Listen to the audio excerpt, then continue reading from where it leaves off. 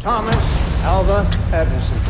في يوليو 2009 اضطر مكتب التحقيقات الفيدرالي لإصدار بيان لتوضيح اللبس الحاصل في مجموعة من الأمور بالنسبة للجمهور، على رأسها أنه عندما توفي نيكولا تسلا سنة 1943 في أحد فنادق نيويورك، صادرت وزارة العدل مؤقتا أوراقه التي كان يعتقد أنها تتضمن خططا لسلاح أطلق عليه اسم شعاع الموت من قبل مكتب الوصاية على الممتلكات الأجنبية التابع للوزارة. في بيانه أوضح المكتب أنه لم يكن يمتلك أبداً أوراق تسلا أو أي ميكروفيلم قد يكون مصنوعاً من تلك الأوراق، وأن الأمر بالأساس لم يكن قيد التحقيق بالنسبة لرجاله، مؤكداً أن هذه الشائعات المنتشرة في السير الذاتية والمقالات المكتوبة عن تسلا يتم ترويجها دون التحقق من مصادر المعلومات. في الواقع فإن حكاية ما حدث بعد وفاة تسلا وحدها كفيلة بخلق عدد من نظريات المؤامرة، حيث كان السفير اليوغوسلافي لدى الولايات المتحدة في تلك الفترة هو سافا كوسانوفيتش ابن شقيق تسلا، وحينما سمع بوفاة عمه انطلق فوراً للفندق، وكان يعرف الأرقام السرية لخزانة عمه ففتحها وأخذ منها بعض الأشياء ومضى. إلى هنا قد يكون كل شيء طبيعياً بالنسبة لكل الناس، إلا أن هذا هو تسلا، ولا يوجد شيء يمكن أن يكون طبيعياً فيما يخص تسلا على الإطلاق. نتحدث هنا عن واحد من أهم المخترعين في التاريخ، وأحد مؤسسي العصر الكهربائي، مع نحو 300 براءة اختراع في أكثر من 25 دولة، منها 111 اختراعاً في الولايات المتحدة، بالإضافة إلى العديد من المساهمات والتقنيات العظيمة في نطاق الكهرباء.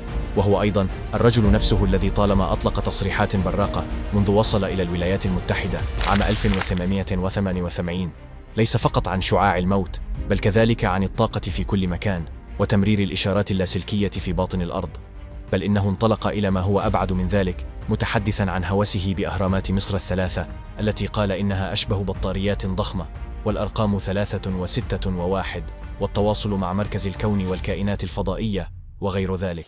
كان لابد بالنسبة للحكومة الأمريكية من البحث في إمكانية أن يكون شعاع الموت حقيقياً، خاصة أن تسلا صرح في أكثر من مناسبة أن سلاحه الجديد الذي يعد دفاعياً بالأساس سوف يستخدم شعاعاً من الأيونات يندفع بسرعة 400 ألف كيلومتر في الساعة، استخدم فيه قوانين فيزياء جديدة لم يحلم بها أحد من قبل، ستمكنه من جمع 100 مليار واط في جزء واحد من 100 مليون جزء من السنتيمتر المربع.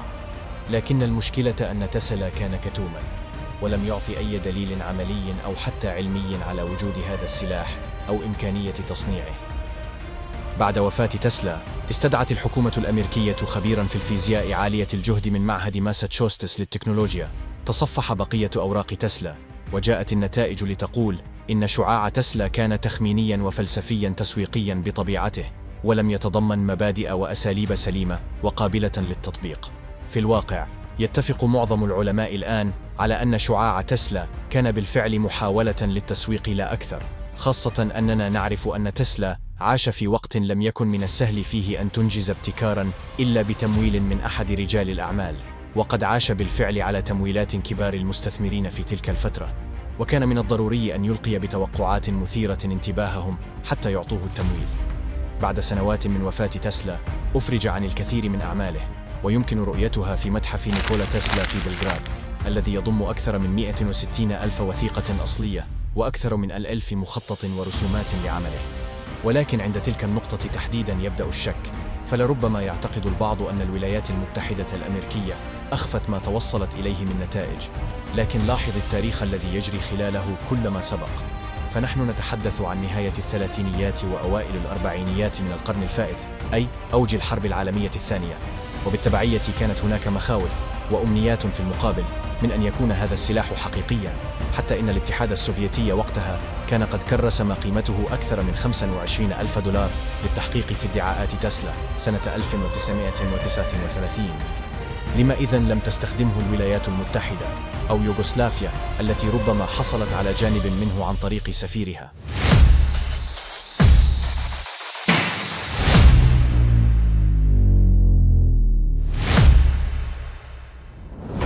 هل تعرف أن تسلا لم يكن أصلاً مخترع التيار المتردد؟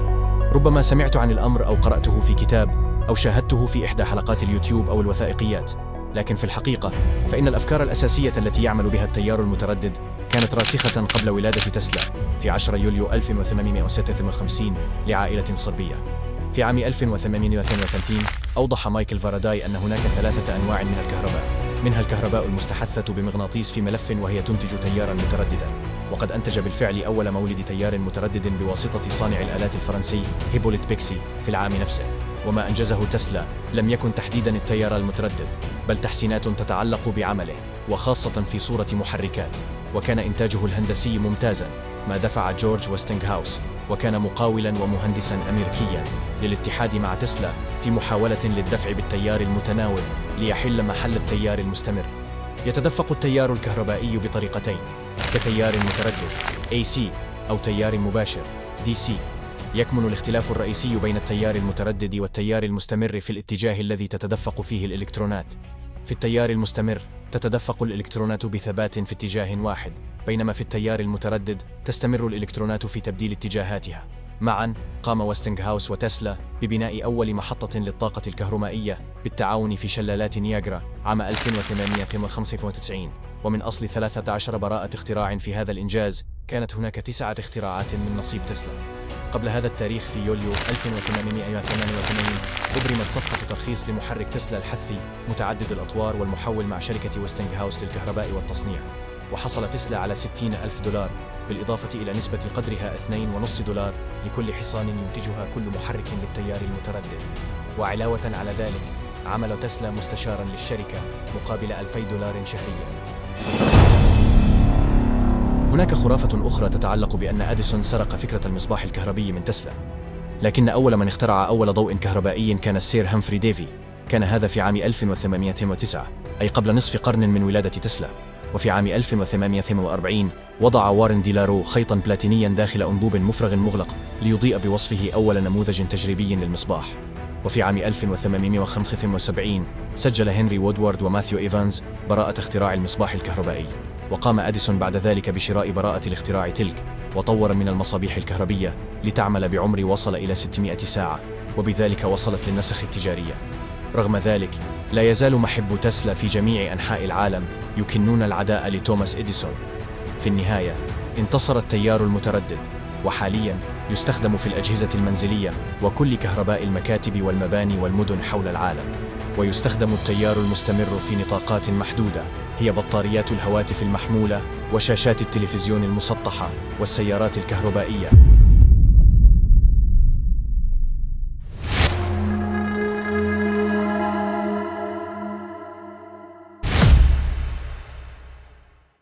مرة أخرى لا مجال بالطبع لإنكار إنجازات تسلا بوصفه مخترعا في نطاق الكهرباء، حتى إنه بالفعل يمتلك في تاريخ الفيزياء علامة واضحة، وهي وحدة حصلت على اسمه تسلا، وتستخدم لقياس المجال المغناطيسي.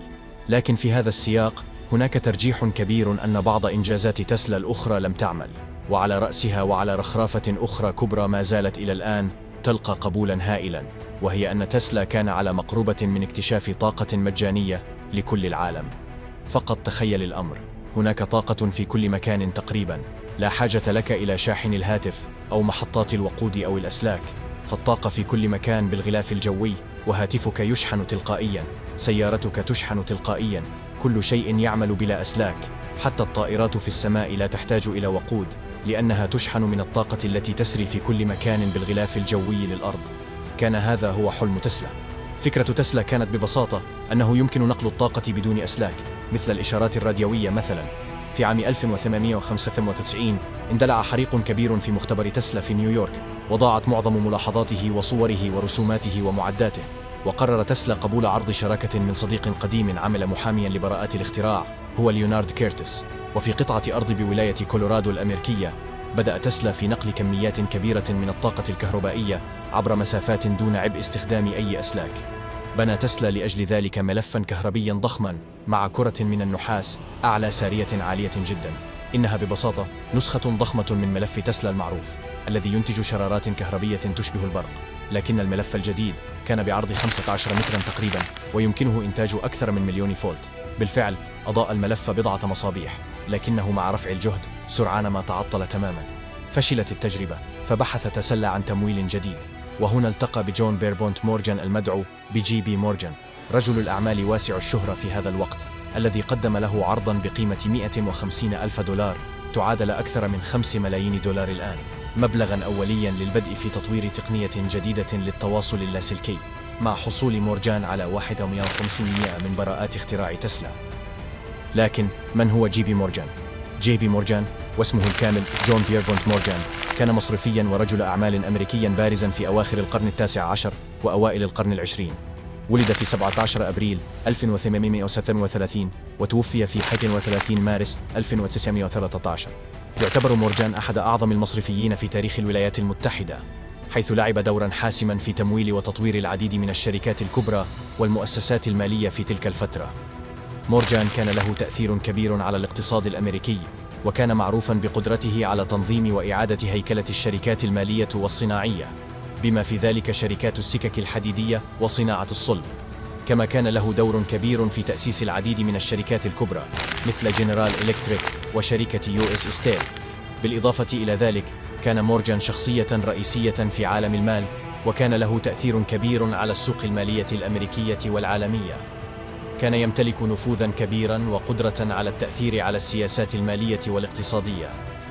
اشترى تسلا مساحة مقدارها 200 فدان من الأرض، وبحلول عام 1901 كان قد شيد في الموقع برجاً كبيراً يبلغ ارتفاعه 60 متراً، وأسفل البرج كان هناك عمود بعمق 40 متراً ومجموعة من الأنابيب الحديدية التي انطلقت مسافة 100 متر أخرى في الأرض كأنها شوكات ضخمة. هذا الهيكل هو برج واردون كليف، وأراد منه تسلا أن ينقل الكهرباء والإشارات الراديوية عبر الهواء وخلال الأرض، لكن للأسف لم يتمكن تسلا من الوصول إلى النتائج المرجوة. وكان غوليلمو ماركوني قد نجح بالفعل في إجراء اتصال لاسلكي ناجح، ما دفع مورجان إلى إيقاف تمويل تسلا في 1902. إلى آخر لحظة في عمره لم يقتنع تسلا أنه علمياً لم يمكن لاختراعه أن ينجح، لأن نقل طاقة إلى مسافات أبعد في الهواء أو عبر جسم الكرة الأرضية يتطلب أضعاف الجهد المستخدم، والسبب في ذلك هو أن انتشار الطاقة يخضع لقانون التربيع العكسي، الذي يعني أنه كلما تقدمت إلى مسافة ما لتكن مترين مثلاً، فأنت بحاجة إلى 4 أضعاف الجهد الذي استخدمته للوصول إلى المسافة السابقة، ولم يكن من الممكن أبداً الوصول إلى هذا الكم الهائل من الطاقة في ملف تسلا. ضف إلى ذلك نقطة أخرى مهمة، وهي أن الكهرباء بهذا المستوى ستكون خطيرة على البشر إذا مرت بالغلاف الجوي، خاصة أن تسلا كان يخطط لنشر بضع عشرات من أبراجه الهائلة في أماكن متفرقة لنقل الطاقة. والواقع أن تسلا لم يتعلم من فشل التجربة الأولى في كولورادو ولا حتى الثانية في نيويورك، وظل لآخر حياته مقتنعاً أن نقل الطاقة عبر الهواء أو جسم الأرض ممكن. لكن في هذا السياق يجب أن نوضح أن تسلا لم يقصد أن ينتج طاقة مجانية بالمعنى الذي فهمه الناس. علمياً لا يمكن أن يوجد شيء اسمه طاقة من لا شيء أو طاقة غير محدودة، فهذا يتعارض مباشرة مع قوانين الطبيعة التي تقول إنه لا يمكن للطاقة أن تفنى أو تستحدث من العدم. ولذلك فأي شخص تجده يدعي أنه قد اخترع محركاً يعمل بشكل دائم من دون وقود فهو لا شك كاذب، لكن هناك طاقة رخيصة السعر، وقد كان ذلك ممكناً حال تمكن تسلا من تحقيق مراده. والسبب في ذلك هو أنها لن تجري في أسلاك مكلفة تحتاج إلى صيانة دائمة. لكن هل تم اغتيال نيكولا تسلا؟ توفي نيكولا تسلا في 7 يناير عام 1943 في غرفة فندقه بنيويورك. توفي نتيجة مضاعفات جلطة قلبية، وكان يبلغ من العمر 86 عاماً. هناك الكثير من الأقاويل حول وفاته، وبعض النظريات تشير إلى أن تسلا قد يكون تم اغتياله بسبب تهديده لمصالح شركات كبرى وشخصيات قوية مثل جي بي مورجان. تسلا كان يعمل على مشاريع طموحة تهدف إلى توفير طاقة مجانية ونقلها لاسلكياً، وهو ما كان يمكن أن يهدد اقتصاد جي بي مورجان الذي كان يعتمد على شركات الكهرباء التي تبيع الطاقة للعملاء. هذه الأفكار الجريئة لتسلا كانت تشكل تهديداً لمصالح مورجان المالية، لذا هناك من يعتقد أن مورجان قد يكون له دور في محاولات إيقاف تسلا، ولكن لا توجد أدلة قوية تثبت أن مورجان كان له دور مباشر في وفاة تسلا. الحقيقة أن تسلا واجه صعوبات مالية وتعرض للإهمال في سنواته الأخيرة، ومعظم المؤرخين يعتقدون أن وفاته كانت طبيعية نتيجة مشاكل صحية ناتجة عن تقدمه في العمر. لذا بالرغم من النظريات لا توجد أدلة قوية تدعم فكرة أنه تم اغتياله. مع ذلك تظل قصة تسلا مليئة بالأسرار والتساؤلات. في هذا الفيديو استعرضنا حياة نيكولا تسلا المثيرة ومشاريعه العظيمة، وتطرقنا إلى وفاته والأسرار المحيطة بها. تسلا قدم للعالم اختراعات غيرت وجه التكنولوجيا، ولكن حياته كانت مليئة بالتحديات والغموض. في الفيديو القادم سنخوض في موضوع مثير آخر: علاقة تسلا بالأهرامات المصرية، ولماذا قال إن الأهرامات لها قدرة على إرسال الطاقة لاسلكياً نظراً لشكلها وموقعها والأرقام 3 و6 و9، وكيف اعتقد تسلا أن هذه الأرقام يمكن أن تساعدنا في التواصل مع العالم الآخر وربما حتى مع الفضائيين. شكراً على المشاهدة، ونراكم في الفيديو المقبل. إذا كان لديكم أي تساؤلات أو أفكار للفيديو القادم اكتبونها في التعليقات. لا تنسوا الاشتراك في القناة وتفعيل جرس التنبيهات وضغط لايك إذا أعجبكم الفيديو، ومشاركة الفيديو مع أصدقائكم. إلى اللقاء.